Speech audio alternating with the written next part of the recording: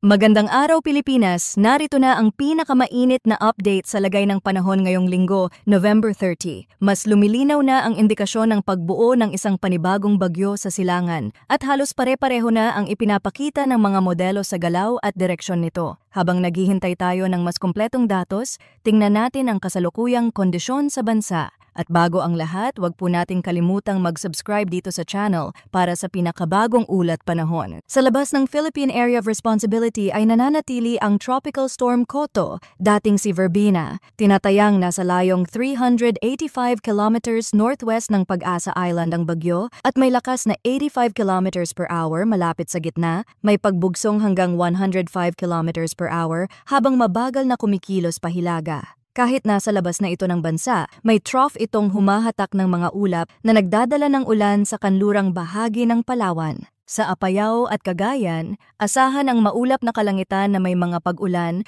at paminsan-minsang thunderstorm dulot ng shear line. Maaari itong magtagal, lalo na sa hapon at gabi kapag naging mas aktibo ang salpukan ng malamig na hangin mula hilaga at basang hangin mula silangan. Dahil dito, dapat maging mas maingat ang mga residente sa mga tabing ilog, mabababang komunidad at matarik na kalsada. Sa Kalayaan Islands at ibang bahagi ng Palawan, mararanasan ang makapal na kaulapan na may scattered rains and thunderstorms dala ng trough ni Koto. May posibilidad ng biglaang pagbuhos at malalakas na hangin lalo na kapag mabilis dumaan ang rain band. Sa Batanes, maulap hanggang bahagyang maulap ang kalangitan na may mga pag-ulan dala ng amihan. Sa Metro Manila at nalalabing bahagi ng Luzon, partly cloudy hanggang cloudy skies ang uusbong sa maghapon. May mga paikot-ikot na thunderstorm lalo na kapag umabot sa tindi ang daytime heating. Dahil dito, hindi malayo ang biglaang pagbaha, lalo na sa mababang lugar. Sa Visayas at Mindanao, halos parehong sitwasyon ang inaasahan, bahagyang maulap hanggang maulap na kalangitan na may mga localized thunderstorms. Hindi malawakan ang mga pag-ulan,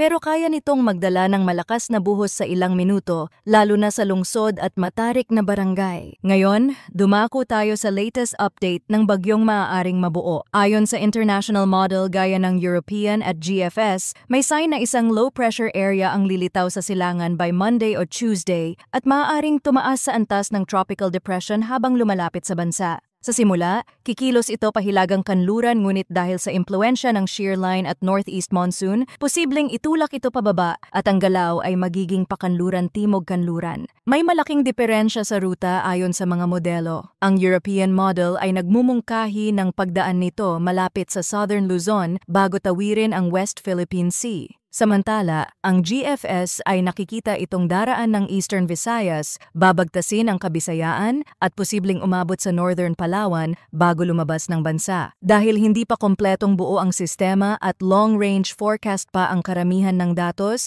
may posibilidad pa ring magbago ang bilis, lakas at track nito sa mga susunod na araw. Kaya mahalaga ang regular na updates at pag-monitor para sa mas eksaktong impormasyon at inaasahang landfall. Abangan ang mga susunod pang advisory at manatiling handa.